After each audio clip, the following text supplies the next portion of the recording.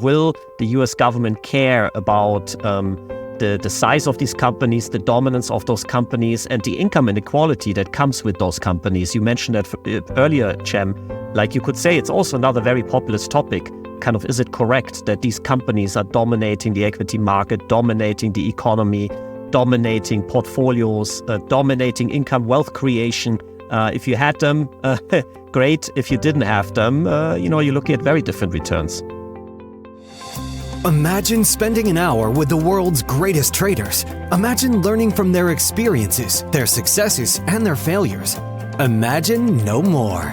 Welcome to Top Traders Unplugged, the place where you can learn from the best hedge fund managers in the world so you can take your manager due diligence or investment career to the next level.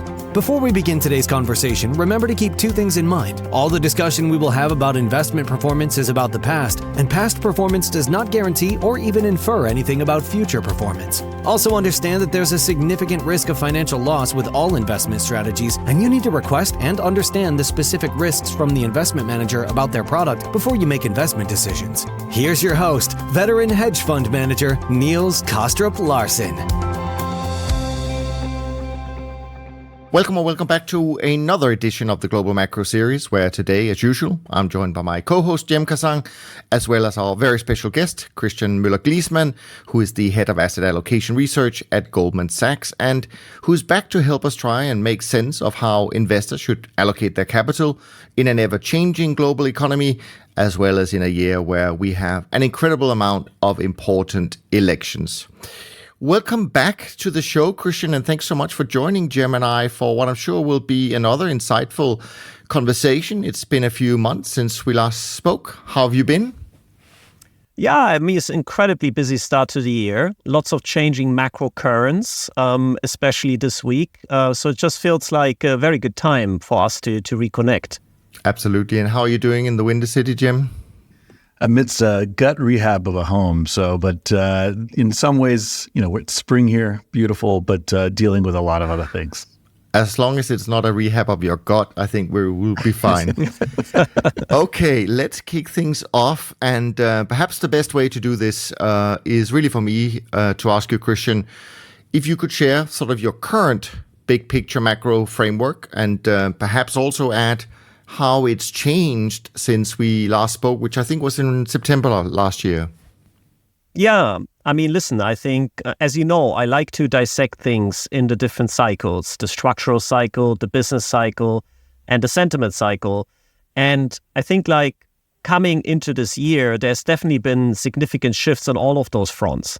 I think at the beginning of last year, people probably were a bit too bearish. So the sentiment was arguably bearish because of recession fears, because of this very sticky and elevated inflation at the time, which was coming down, but there was a lot of uncertainty.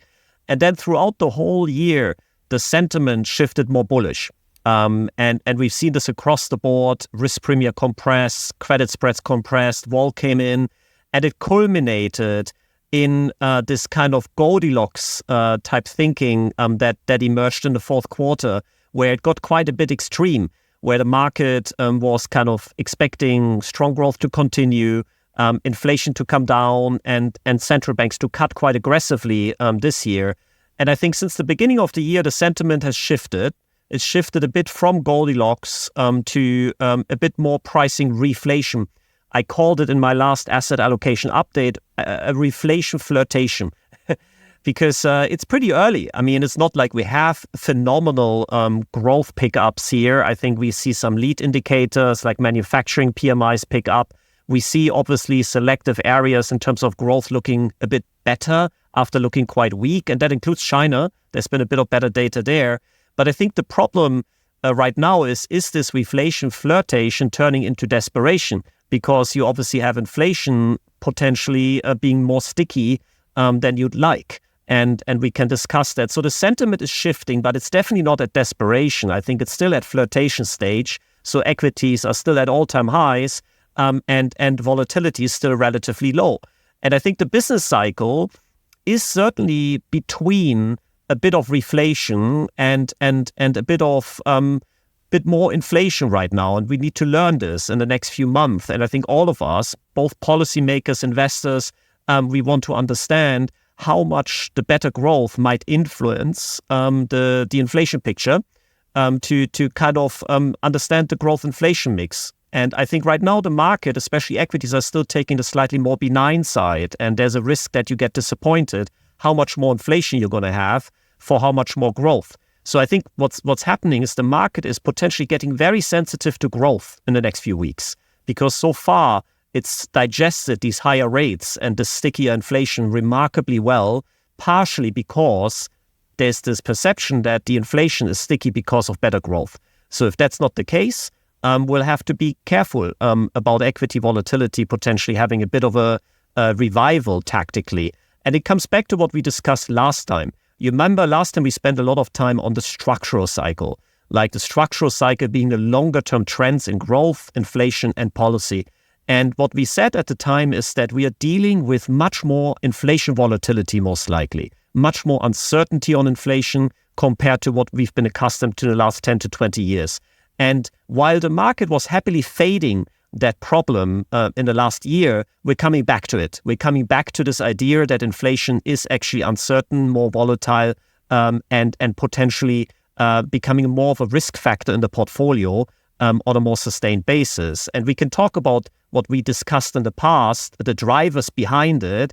I think they're still the same, like decarbonization, deglobalization, demographics on the negative side, and then maybe more fiscal dominance and fiscal policy expansion on the demand side, which also can drive more inflation. And then the positive, which can potentially get inflation a bit down, is innovation, technology, AI, GLP-1. We can talk about all of that, but I think certainly we're shifting back to the inflation debate a bit, and we're shifting back to this idea that we'll have to diversify and manage inflation risk in the portfolio much more than in the last 20 years.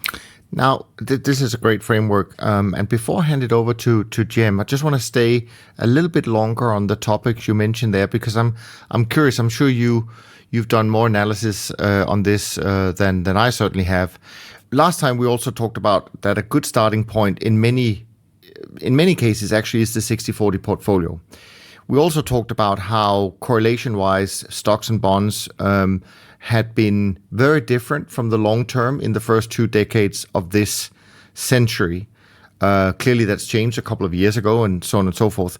But actually what I'm curious about is these changes in correlation, which we can go back 125 years and we see them change from time to time.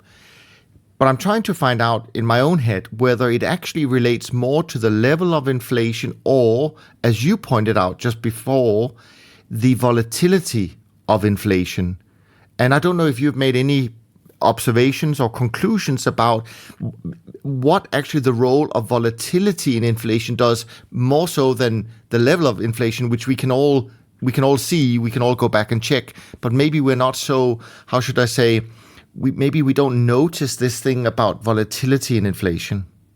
Yeah, it's a good question. I would say the best way to characterize this debate is how many growth shocks are you generating relative to how many rate shocks are you generating? And I think if you generate more growth shocks relative to rate shocks, the equity bond correlation tends to be more negative, because the bond market, most of the variation will be driven by growth rather than by rates.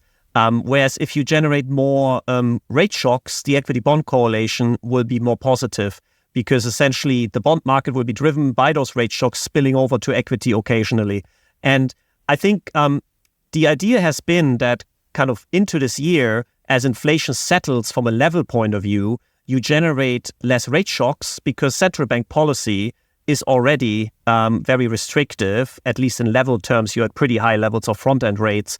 If it's restrictive, we can debate, considering how strong growth has been. But either way, so that means that rates volatility is starting to come down, rate shocks are going to come down, and growth shocks start to dominate. And year to date, certainly the equity bond correlation on higher frequency measures has started to turn a bit less positive. So that was the narrative so far. But clearly, the risk is now that if inflation picks up again, that you have a bit more rate shock potential, especially in the back end, where there's a certain amount of cuts priced, there's a certain amount of inversion of the yield curve, a certain low level of bond term premium, and it does still leave a bit of potential to generate rate shocks.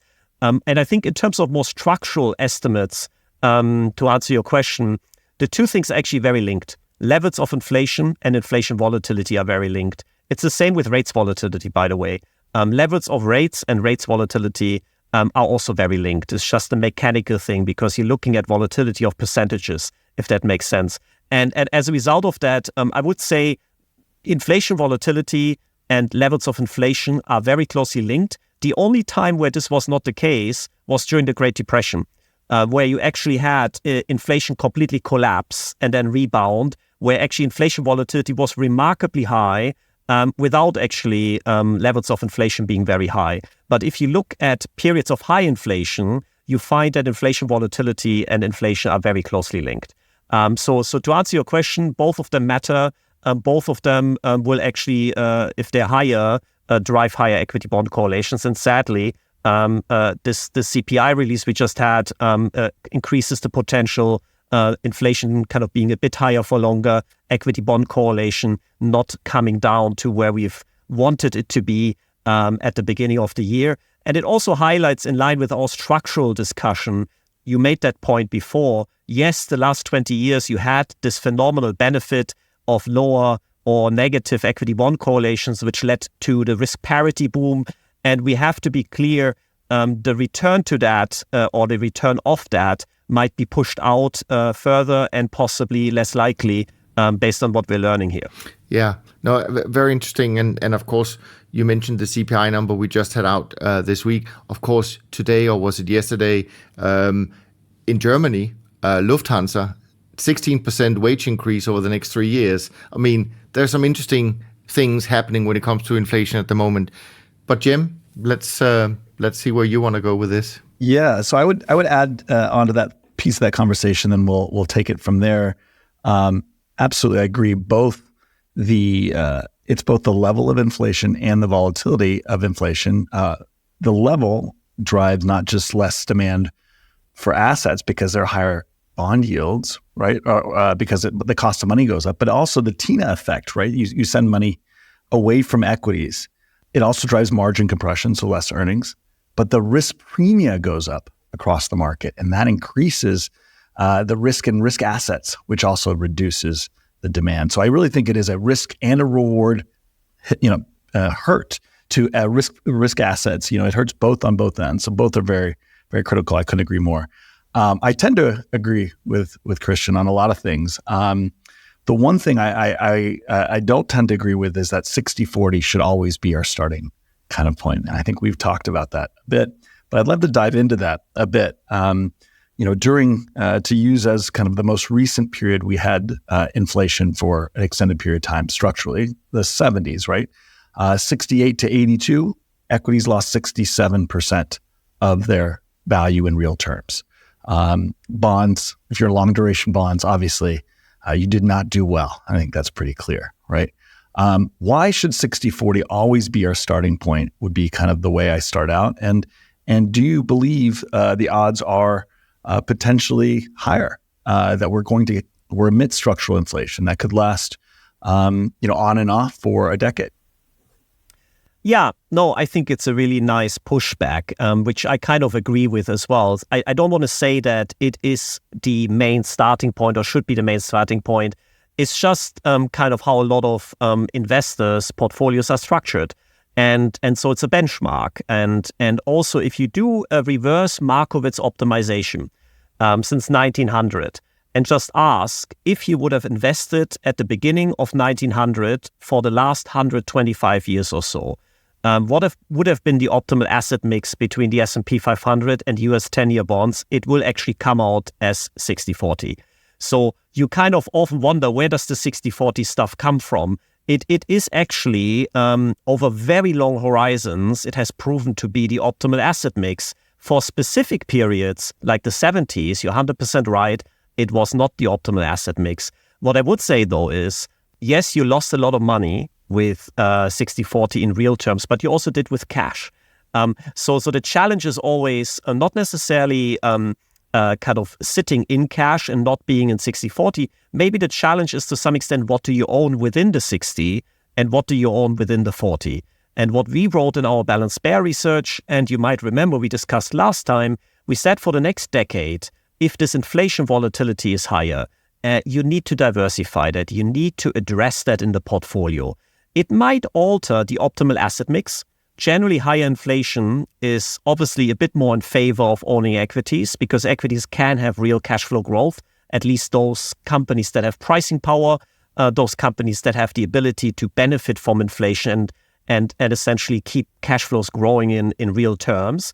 And that you will suffer on the valuation. We know that equity valuations are very sensitive to inflation, but some equities more, some equities less. So generally, when you have high inflation periods, the optimal portfolio tends to shift towards 100% equity, but you need to own the right equity. So for example, if you run a reverse Markowitz optimization for the 70s, what was the optimal asset mix? If you had to own either equities or bonds, it would have come out 100% equity.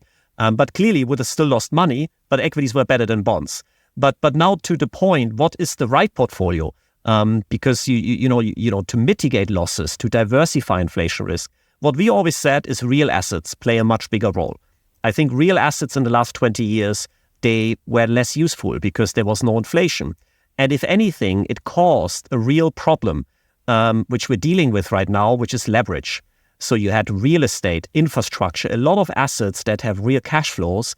Because of the lack of inflation, they try to make more money in other ways, which is leverage. They levered up because the low inflation side effect was obviously low rates. So the whole real asset spectrum has become over-levered, and now they're leveraging, which has meant that real assets have been terrible despite high inflation in the last 2 to 3 years. But in the 70s, if you look at real estate investment trusts, or if you look at infrastructure assets, like proxying them, would have been a phenomenal diversifier. Similarly, commodities would have also helped you diversify.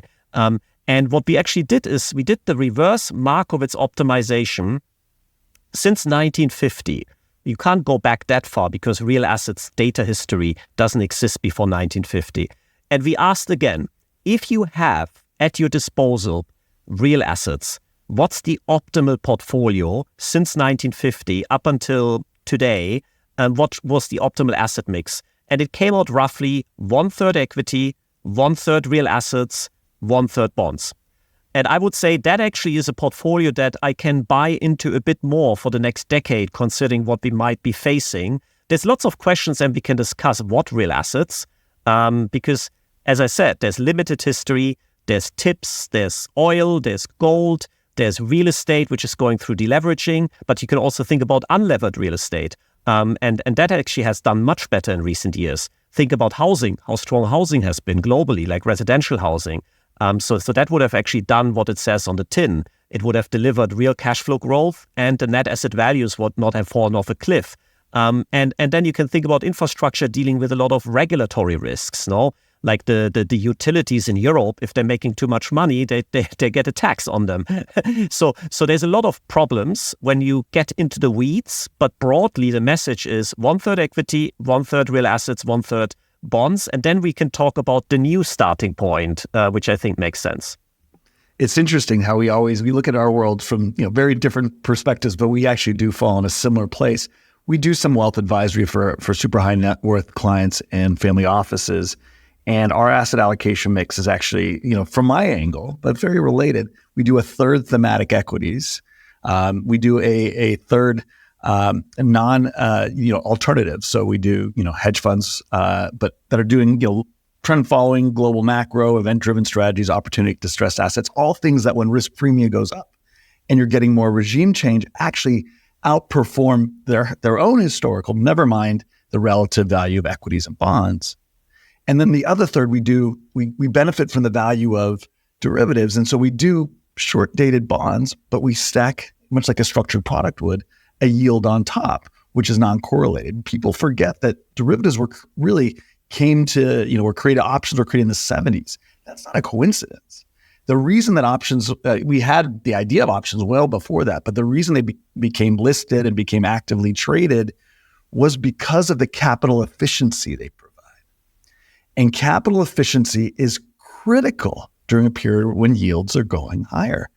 We have a much more robust, built-out derivatives market now. That sounds scary. We say the word derivatives, people get scared, right? But it's a very robust market, very different than where it was in the 70s when we were just starting out. So there are opportunities to do all kinds of things to get risk, a little bit more yield than you might be getting on that short-dated T-bill, but do it with really significantly lower risk than you might be doing in equities or in bonds. So that's kind of how we look at the world. I think there's a place for derivatives more broadly. And I do think in the next decade, if this does happen, which I believe it is, that we have a structural period of inflation, that we're going to have a much bigger derivatives market. We're already seeing that happening, a lot more structured products. And I think the way people look at things will be very different than that 60-40 portfolio. Obviously, right in time for 60-40 to perform again, probably.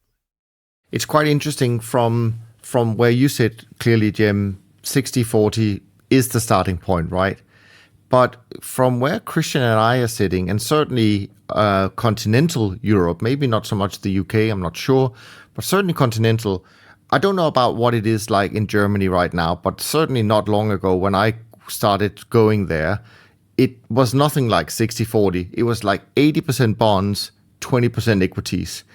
And on top of that, let me just throw this in, kind of the risk we have when nations become incredibly indebted. They have to get rid of their bonds. And one way they can get rid of bonds is, of course, if somehow they, from a legislation point of view, start to ask banks, for example, to hold even more bonds, for example, if the demand isn't coming from other countries, et cetera, et cetera. So I'm just curious. I know we're speculating here a little bit, but let's start with you, Christian. What are the risks that you see, given the fact that maybe the starting point of many economies, certainly in Europe, is not the 60-40 starting point? And if we are going into structural inflation periods and you're sitting with a lot more bonds than you really should, what risks do we face? It's a really interesting discussion. And first of all, I think it's all linked. This whole idea of high debt, low growth, and essentially like saving more with bonds and saving more in general.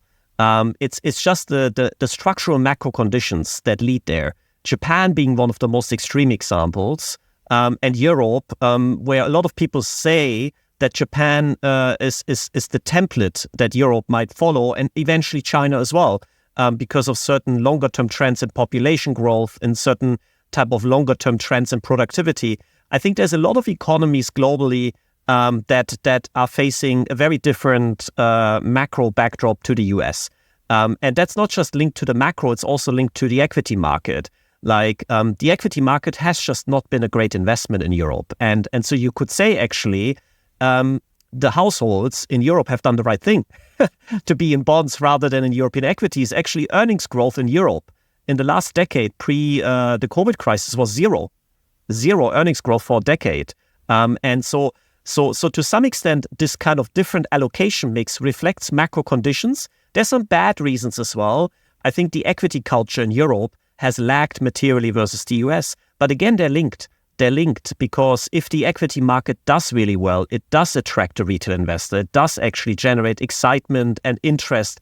And I think we've had, unfortunately, that type of virtuous cycle. We didn't have that. I always say the US has been very good in the equity market to give investors the exposure to a combination of innovation and conglomeration. Like, it's very unusual what the US equity market delivered, both relative to its own history, but to most equity markets that exist in the last 20, 30 years. You had phenomenal earnings growth. You had companies that were already the biggest companies in the index keeping going, doing well, which now led to this extreme market concentration, which we can discuss, creates, of course, some risks as well. But for investors, it has been phenomenal. But now to your question, what does it actually mean? So this is how we got there. A combination of structural macro conditions and the equity market doing so well in the US drives this big divergence in what I guess the starting asset allocations are for a lot of households. And it does expose, of course, those households and those countries that have this big exposure to bonds to exactly the scenario we're discussing, that you will over time have real returns that will be quite poor. And I think the important question you have to ask yourself is the inflation risk in Europe in the next 10 to 20 years the same as in the US? And I would say there are similarities: decarbonization, deglobalization, demographics, but there's also differences. And we see that right now. In the last few months, the European inflation picture has actually continued resetting, whereas the US has stabilized because the growth backdrop is better there.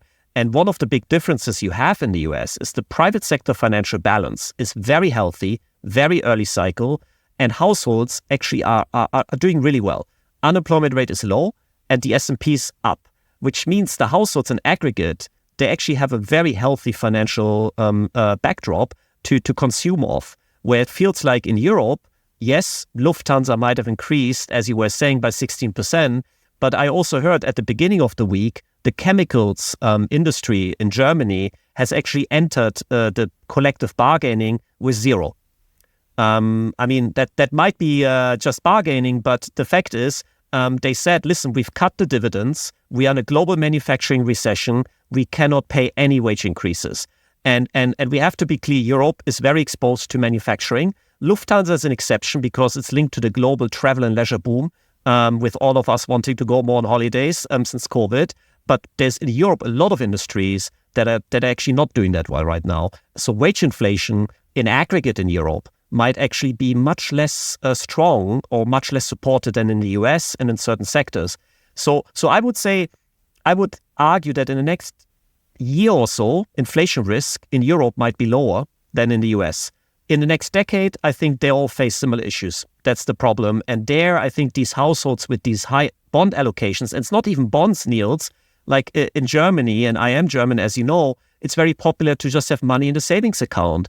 You're very exposed to inflation because there's a proper money illusion where you kind of feel you're harvesting maybe like you're 2-3% per annum, but you will find that over time your real return is very poor.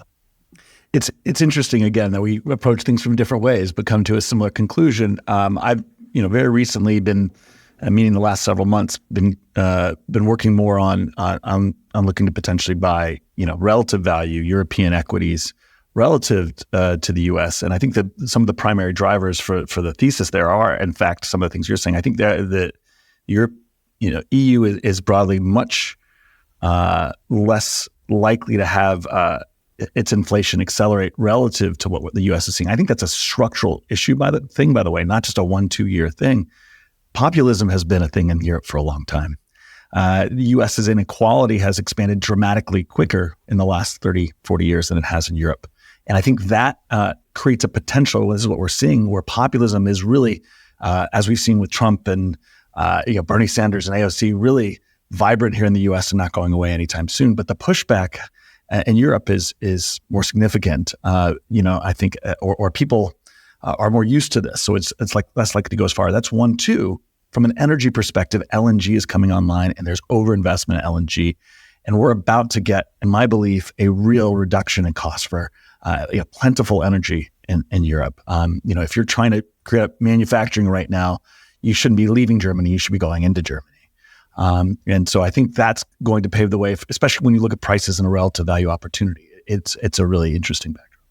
Yeah, no, it's a great point you make there. Actually, we looked at this recently, and I think electricity and energy prices in Europe are already at pre-COVID levels, like below pre-COVID levels. And I think our team also thinks, in line with what you're saying, that natural gas could continue to kind of come down. So that's a good story. That's a good story for Europe. I think, I think what you mentioned with regards to the kind of fiscal policy, that's important. I think in Europe, you actually have much less risk of a fiscal excess because you have too many checks and balances, too many people on the table. In the past, that's been a real negative. You remember, like Europe never got its act together to kind of maybe fiscally ease when needed and support each other. But this time around, as people are worried about fiscal expansion and fiscal risk premium, you could argue that Europe actually, by virtue of its structure, poses less risk. What you can pose against that is the defense spending needs, because we are obviously, with the deglobalization I mentioned earlier, that's both economic and geopolitical deglobalization. And in the last few years, we're dealing with more conflicts, sadly, and I think Europe is close to them. And we know that Europe has relied a lot on NATO, and that seems to shift right now from all kinds of perspectives and for all kinds of reasons. And as a result of that, you could say that there is some fiscal expansion coming as well, but it's not the type of fiscal expansion like in the US, where you have a fiscal deficit of 7-8%, with the unemployment rate at a 50-year low, where I think there are a few question marks if and why you have that type of fiscal spending. So I think that Europe, to some extent, looks a bit less scary on the fiscal side, partially because of that political backdrop you mentioned.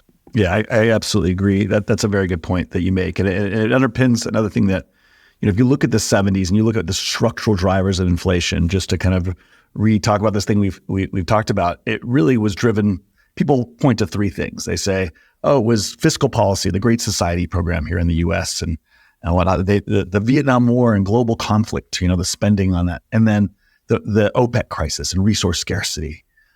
What people don't realize is how connected those three things are, right? Populism drives the fiscal spending. It also drives protectionism, right? Because populism is local. If you're sending money to capital, that's global. You get peacetime during capital expansion. But when you go to populism, people put up borders, and that drives more global conflict. And that also drives resource scarcity. And that's kind of the general framework that we're in. I think your point is in Europe, you're still subject to that conflict piece a bit more than the US is. So you have a long way to make up on the defense spending as well. I think that's a very good point. Although I do think the resource scarcity piece we're getting through, as we mentioned with the LNG part. So that's a very interesting and relevant point. I think that's great. I would like to bring up another point here, which is during these periods of going with this trend of talking the 70s. Again, we're talking about that because it's the most recent time that we had structural inflation. To be clear, I'm not just picking a random decade out. It's the last time we had a period of inflation. As we mentioned, 68 to 82, that broad period, 0% nominal returns, 67, 2/3 loss in real terms in the equity markets here in the US and broadly globally similar. What I found interesting when I went and looked at the data is what happens during the election years in that period. If you look at a data set for elections, 1928 all the way to 2020, take that whole data set, you have an average nominal return, 11.5%, give or take, for that period. So part of what leads to this narrative that elections years are great years, right? But what I found was really interesting, if you just take those four elections of that 68 to 82 period, you could actually expand it to 64 to include, if you want, it doesn't make much of a difference. You can include 2020, which we could argue is another populist type election. But if you take these populist elections, the data is the same, whether you add those two elections or don't. All of them are positive. All of them are positive double digits. And the average returns of those 4 or 6 is 21%. If you take those 6 out of the data set, the return for the whole 28 to 2020 period is 5.5%. So election years outside of these populist periods are actually not very positive. It's these populist elections are positive. And I want to be clear, they are all positive double digits. This is not like statistically, I know it's not a lot of elections, but you have 6 of them. They're all positive double digits. The average return is 21%. So I think that's very interesting. Importantly, then next step is you take those elections out of that data set, 68 to 82, right? I mean, we said that nominally it went nowhere. What do you think happens to the other 10 years outside of those election years during that 14-year period? Yeah. Average down 9% per year a decade. And that's nominally. The real we already know was down 67% with the whole data set, right? So it is a very telling data set. I think that's very interesting that people don't point to or think about. But these periods, inflationary periods, are very negative for equities, bad for bonds, awful for 60-40, but with that one exception that those election years, when that spending and that fiscal impulse is the strongest and the incentive for positive equity performance is the greatest, equities actually have these massive bounce backs and do quite well. So we'd love to hear your thoughts on that. And if there's anything else you're looking at with the election season in particular. Yeah, it's a very interesting point. You could argue in these periods, clearly there must be some type of discontent because inflation is high. I remember the misery index, the unemployment rate plus inflation ticking up. That's the misery in the economy, rising materially. And then elections are coming. I can definitely see that in the run-up to the elections, there is hope. There's hope that there is a solution, and maybe that's exactly what the politicians are promising. And then there's maybe some afterwards despair. So you have like mini hope and despair phases. So I can definitely see what you're saying being true, that election years create some type of short-term relief because people are hoping that there will be a set of policies coming their way that will solve the misery. And I would say that it's maybe an element of that this time around as well. I mean, we have to be clear. There is a pretty strong start to the year for equities. And so into the US elections, it seems like the market is taking a similar turn. I would say, though, I'm not 100% sure because it's a bit early. But in the conversations we have, I would say that most people are not looking forward to the US elections. I feel like people currently are worried from a geopolitical point of view. We discussed NATO, we discussed the Russia-Ukraine conflict in the past. I think it's certainly a key concern for my European clients, what the US government will look like and think about supporting Europe and Russia-Ukraine from here. And then there's obviously the uncertainty with regards to trade tariffs and what will happen with China, which actually is inflationary. But the interesting thing is there's a lot of support for those tariffs in the US, from what I gather in looking at surveys. So you could argue you have an inflation problem. You actually have inflation struggling to come down, but still there's a bit of support. I saw some numbers, 70 to 80%, to put tariffs on China right now.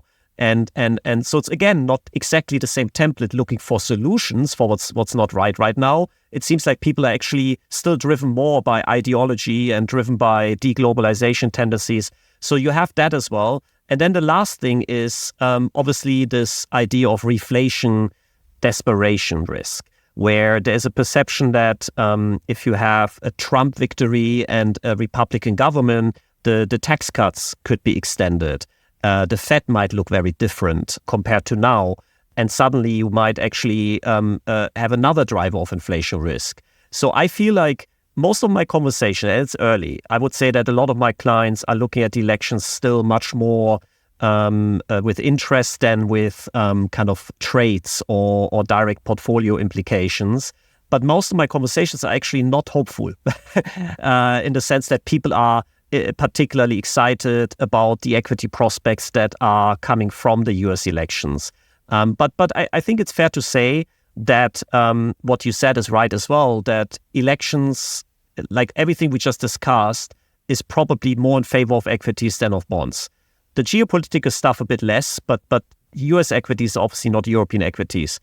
So I would argue that you could see a bit more of that template. I think one other thing that's important going into the US elections, and we discussed that shortly, is market concentration and AI. Part of the reason why the equity rally has continued is obviously also AI optimism. And the fact that the government as of now is not hindering the combination of innovation and conglomeration.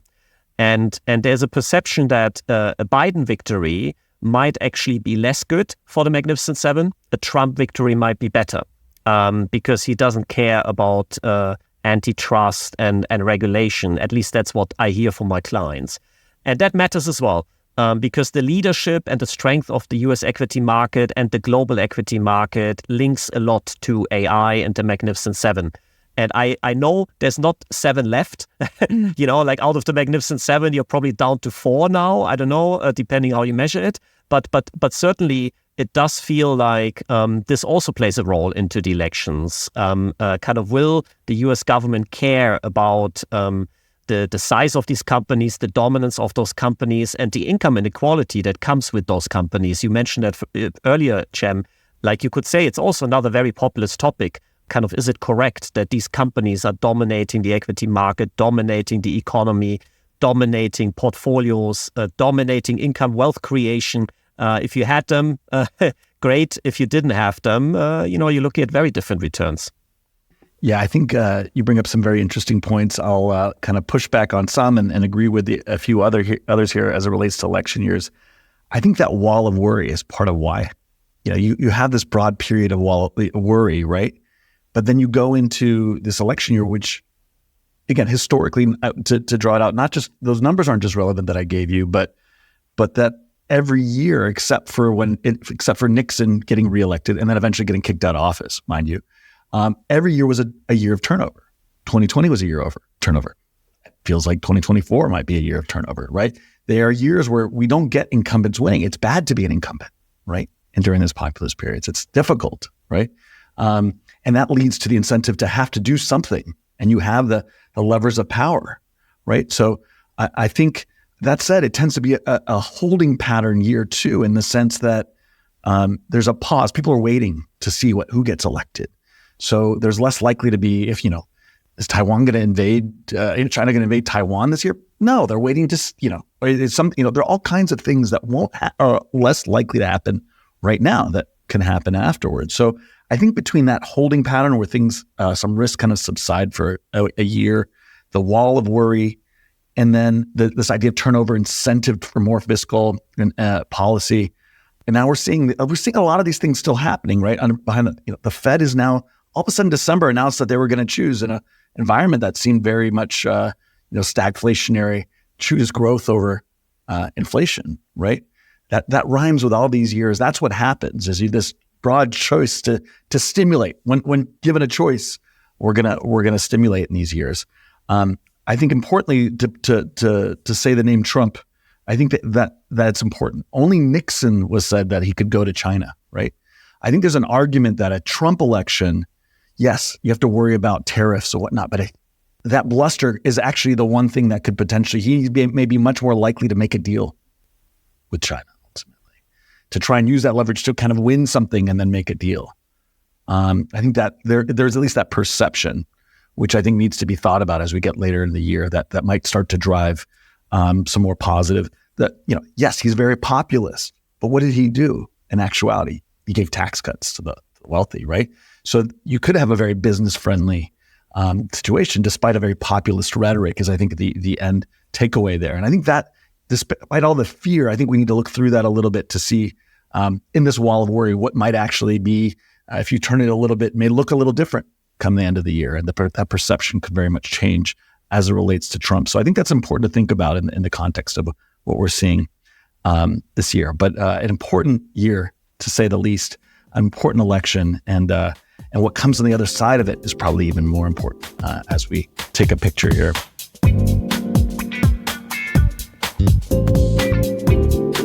So I'd love to dive a little bit into one of my favorite topics, which is volatility, too, if you don't mind. I'd love to hear your thoughts about structured products, whether you think they are playing a significant role in reducing volatility. We talked a lot about the 1970s, right? And how derivatives kind of came about during that time, but they were not very actively, not traded, not reflexively important to the market structure during that time. Currently, there's more notional, trading of options than there's equities, right? It's hard to argue that they're not having some type of meaningful effect. I'd love to hear your thoughts about that feedback loop. If you're seeing anything related to that, any thoughts you have about volatility. Yeah, I mean, the question is always, are you generating a material short gamma position that could unwind in function of markets moving? And the most famous one in our recent time was the 2018 kind of VIX carry bubble. And I think a lot of people are currently looking at these ETFs and these funds that are overwriting. They are really popular and they've become quite large. But I think that's a very different story. That's the opposite, no? Like you're reducing gamma, like you're essentially you're selling volatility. But we actually don't think that this is necessarily a concern for us. That there's a major imbalance here where people are harvesting carry in a very vulnerable way, especially with leverage. I mean, these products are not leveraged. The VIX ETFs in 2018 were leveraged like the XIF. So I think like the broad volatility picture right now is kind of, first of all, driven a lot by the macro. I think the macro has been friendly. It's been Goldilocks-ish in the fourth quarter. And since then, it's been more reflationary, and growth is usually okay when there's reflation, and that normally matters for volatility. Growth and volatility are very linked. So the base case is that volatility is a bit lower. If you look at our volatility regime switching model right now, it gives you roughly an equal probability that you're switching into a high vol or low vol regime. But actually, for the last 6 months, it was pointing towards low vol. So I think generally the starting point is that you are in a low vol regime. Now to your question on structured products. So if you're in a low vol regime with high rates, you know the answer. It is actually not a terrible backdrop for capital guaranteed products. It's very different to what happened in the last cycle, where it was all about TINA. There's no alternative, and you had huge issuance of autocallables. And these autocallables and any type of yield enhancement structures, they do create a bit of instability, maybe because they're inherently short vol. There's also some other reasons with the autocallables, as you know, in terms of like moving away from the upper strike. There can be quite a few interesting elements, especially with dividends, which is a topic I often like to look at. So I think we're currently seeing a shift in the structured products world away from short vol autocallables, which are maybe a bit less easy to manage, considering barrier features, considering conditionalities, to actually theoretically plain vanilla capital guaranteed products. It's a typical late cycle product, because late cycle, what tends to happen, macro conditions usually are good, like a bit of reflation, and yields are usually high, and investors are struggling to get bullish on equities because you're late cycle. So why not get exposure to equities in a risk-controlled way? And the coupon you're getting from the bonds can fund the call option, and you suddenly get some quite interesting payoff profiles that resonate with the psychology of end investors. So I think generally you would expect more issuance of capital guaranteed products. I think that's one trend. From what I gather, having looked at this a bit in the last few months, it's quite slow. It's been quite slow, that type of flow, but it certainly should pick up. But you're looking at this much more, Cem, so you let me know. But ultimately, that's the transition. And is that a bad transition? Not at all. I think it ultimately drives a bit for volatility. And at the margin, it creates maybe a bit of upside convexity risk for the market occasionally, that when the market goes up, it squeezes up a bit more. But these are very longer dated call options, as you know. So it should not necessarily be as risk increasing for the market, if that makes sense. Yeah, I mean, I think the big thing that I've really been left with is, the reflexivity of the vol and the products, of structured products broadly, on market outcomes tends to be vol compressing. And that's simply because people are rationally, allocating capital to what's a more likely outcome. And as that happens, that markets are more balanced to what should be happening. You know, what we've seen at least in 2022 and 2023 with markets, performing less well, and bond yields, 60-40 broadly performing poorly, is a massive increase in structured product issuance, right? And primarily in vol selling products that in some form or another really fed back. This is the first time we've really seen this into a vol compression at the center of equity markets, right? Most of these things are tied to indexes, at least the vol selling parts are. And a lot of that ends up compressing the center of the vol regime. That said, the broad volatility environment, as we know historically, increases. Risk premium tends to increase when interest rates go higher. So we've had this really push-pull where interest rate volatility is going up, FX volatility is going up, commodity volatility is going up, but where the structured products are mostly issued is actually very pinned. And so what we're getting is massive dispersion trading. And dispersion is very unlocked to historical norms. In your research, you tend to point to more macro kind of regime change, rotation things that are causing this. Yes, that's true, but I think there's a much more important structural effect. And that's really these structured products. that are specifically setting implied volatility to the center, right, of the markets, to the core indexes, while not supplying single list. And that's why we're seeing, relative to history, a massive breakdown. It started really all the way back in 17 with other vol selling at the index level that made us realize that effect is very real. I mean, I was in the belly of the beast experiencing this. I can point to the exact trades that pinned the S&P 500 during that year and caused 30% lower implied volatility and realized volatility than any other year in 125 years, right? By 30%. So out of sample and lowest correlation, worst, the best performance of dispersion in history by similar numbers. So I think that's a very interesting change. We can go look at how history rhymes, but history also moves forward and things change and market structure changes. And I think this is one of the most important pieces of market structure that has dramatically changed, that will cause dramatically different outcomes. And when we talk about implied volatility and volatility of this cycle, it is easy to say, well, volatility and risks are likely to increase during this time and risk premium is likely to go up. But this is a different feature that will have a secondary effect. And in the short term, in the short periods during that, if you zoom out, and I think you and I have talked about this maybe before, but when you zoom out though, 68 to 82, because these are nominal assets, the market went nowhere. So actually long-dated implied volatility compressed during those periods.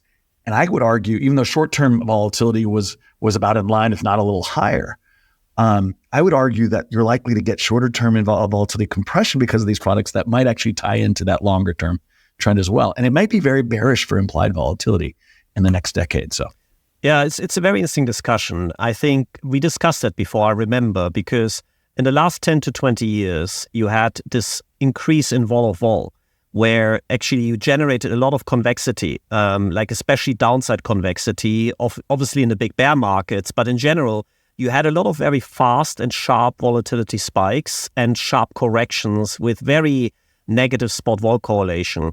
And I think what happened in the last 2-3 years is that spot vol correlation has not been as high, vol spikes have been smaller, vol of vol has come in.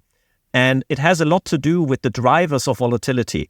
If the drivers of volatility are growth, then especially if you're at low inflation and possibly with the risk of deflation, that's the most devastating scenario for equities. You generate a lot of downside convexity because the market worries about the deflation, worries about a recessionary tail.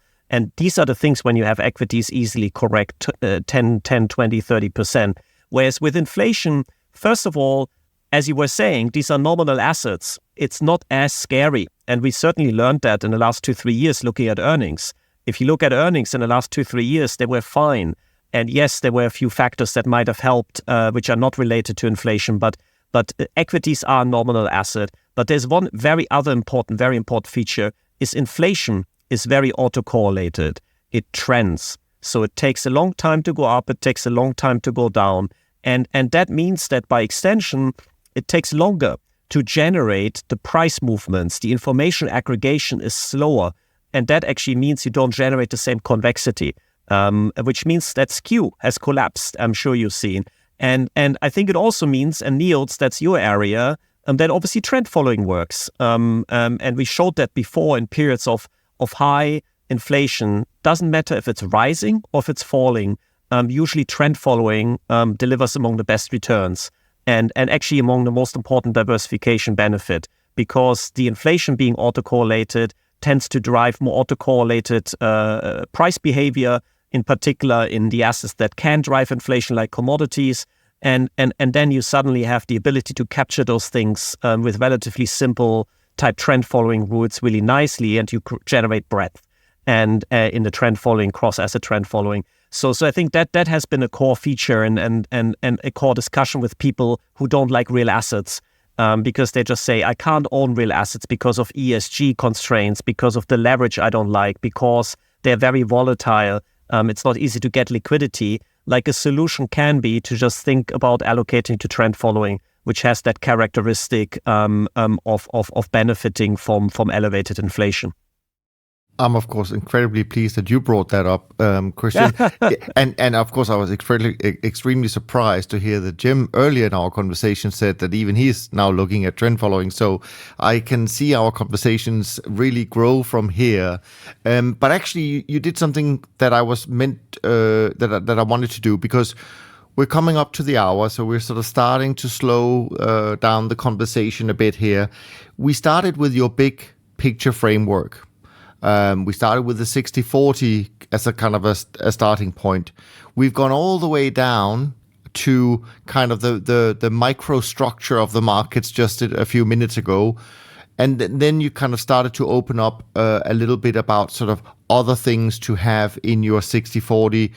And maybe just expand on that a little bit more in the context of the fact that we're sitting here kind of mid-April. Gold is hitting new highs. I know Cem a long time ago actually pointed out possibilities in volatility of gold. We have Brent and oil, generally speaking, being close to some high levels we haven't seen for a while. Copper, other commodities. I think we are at a very, very interesting point in time for investors that if you get it wrong, if you get this environment wrong, you can really mess up a portfolio quite badly for a while. So I'm curious, as we are here today, mid-April 2024, what does a portfolio look like in your view, Christian, and the same for you, Jim? Yeah. I mean, listen, we've been running a slight equity overweight. We've been avoiding fixed income, especially levered fixed income like corporate credit. We think like the higher for longer environment it kind of gives you more optionality on the equity side and creates downside convexity in credit in case the higher for longer turns actually again into more of a recession story.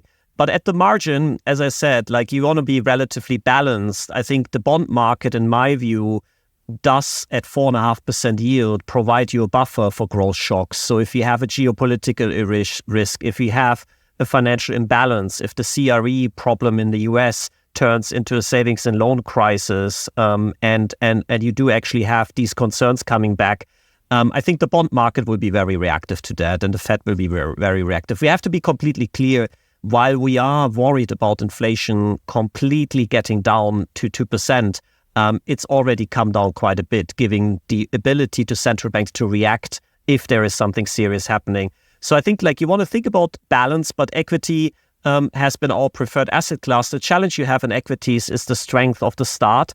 And you could definitely see a bit of a setback considering positioning and sentiment where we've gotten to.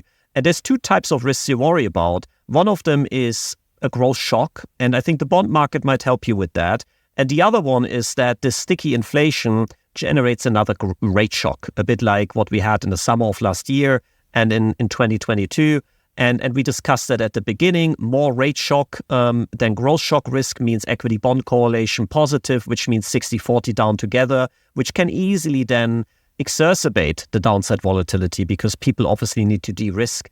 And for that type of scenario, what we said is you will probably want to think about dollar as an overlay. Because the Fed is the one that has the clearest inflation problem. I think Cem mentioned something earlier.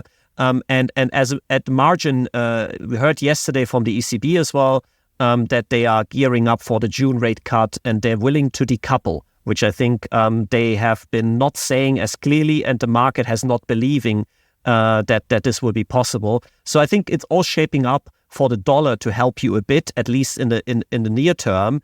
And then you come obviously towards gold and commodities. And I think if you have stickier inflation and central banks struggling maybe for all kinds of reasons, not wanting to sacrifice growth, I think Cem mentioned that earlier, prioritizing growth versus inflation fight, or maybe just because of rates not being the right tool right now to deal with inflation. There's another problem, which I often hear, where people say the rate sensitivity of the US economy is lower, which might make it not possible, coupled with the fiscal expansion you're dealing with, to get inflation down much more. With that type of scenario in mind, you probably want to diversify the dollar a bit because you will still face the risk that inflation is sticky and eventually the market might turn against the dollar and say, wait a second, the real yield here you're getting is starting to erode. And that's, I think, what some investors are doing, where they just say, like, listen, the dollar might be one thing where shorter term it's reacting to rate differentials, it's reacting to the Fed's inflation fight. The further out you look, the more you worry about fiscal, the stickiness of inflation, and actually you need to diversify that risk. And that's where commodities come in. And I think gold has a lot of other drivers on top. It does have the driver of fiscal risk premium. It does have the driver of de-dollarization and concerns around the dollar. But there's also a lot of places in the world right now that are probably buying gold for their own reasons. Like if you are in a war-torn country, if you have geopolitical tensions, if you have a kind of the prospect of multi-year stagnation and losses in your house values, like China, you know, they're starting to collect these gold beans, and that's become a big thing there. You suddenly have, also I heard in Costco in the US, they're selling the gold bars now and they're flying out of the door. So suddenly you have also a lot of retail demand and a lot of demand for people for their own reasons to try to reduce their psychological anxieties. So I think there's a place for depending on what type of investor you are and what type of time horizon and risks you're facing for some of those value preservation assets right now, because you certainly worry about value preservation right now. Yeah. Any final thoughts, Jim? Yeah, absolutely.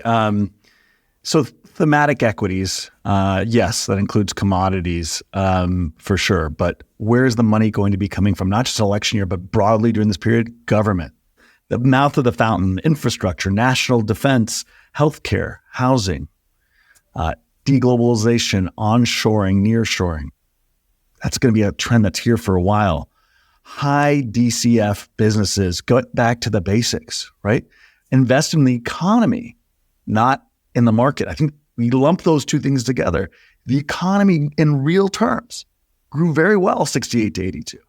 That's the part that people get confused on. Yes, nominally the market went nowhere and in real terms lost 2/3 of the value. But the real, not just nominal growth, the real growth during that period was above trend. It's very counterintuitive. Business will do okay, right? But the market likely won't. The equity market likely won't. So this move from growth to value, I think, is really something that we need to think about. But again, we mentioned that's still a third of your game. You don't need to be 60% equities, right? Even if this is an election year and even there are positive performance, go look at things that are going to perform better in the cycle structurally that are not beta tied. Hedge funds, incredible opportunity there in terms of trend falling, as we mentioned, global macro, event-driven, opportunistic, distressed assets, volatility, arbitrage, the list goes on. And you get that added benefit of capital efficiency with derivatives and being able to stack returns above what's already a short-term yield that you're getting. So there are embedded advantages. This is a time of opportunity, dramatic opportunity. But we need to not be so close-minded to just thinking 60-40 would be my opinion. And then lastly, dimensionality. We don't need to bet in two dimensions. The Fed allowed this monetary dominance that allowed things to be very controlled and really operate in a more two-dimensional way. The world is becoming much more multipolar. We're going to see much more volatility in FX and bonds, right? Commodities, all these things that we're already seeing that we've talked about for years. What that means is that you need to be betting with dimensionality. Instead of betting on a stock or a bond or a commodity, try and use options, the capital efficiency of options. Go buy call options in a year like this, longer dated when implied volatility is cheap, right? Go fund that in other ways of the distribution that are less likely. I know that sounds complicated to most people, but if you are willing to try and bet on the different range of outcomes on a distribution, you'll have much more opportunity. So that would be the other part I'd throw in there to diversify the assets. Good stuff. Good place to end our conversation today. Christian, this has been another awesome conversation. Thank you so much for spending time with Cem and I today. And of course, to all our listeners today, make sure you go and follow Christian's work, because as you can tell from today's conversation, we truly live in a global macro-driven world, and it is perhaps more important than ever before to stay well informed. From Cem and me, thanks ever so much for listening. We look forward to being back with you as we continue our Global Macro series. And in the meantime, take care of yourself and take care of each other. Thanks for listening to Top Traders Unplugged. If you feel you learned something of value from today's episode, the best way to stay updated is to go on over to iTunes and subscribe to the show so that you'll be sure to get all the new episodes as they're released. We have some amazing guests lined up for you, and to ensure our show continues to grow, please leave us an honest rating and review in iTunes. It only takes a minute, and it's the best way to show us you love the podcast. We'll see you next time on Top Traders Unplugged.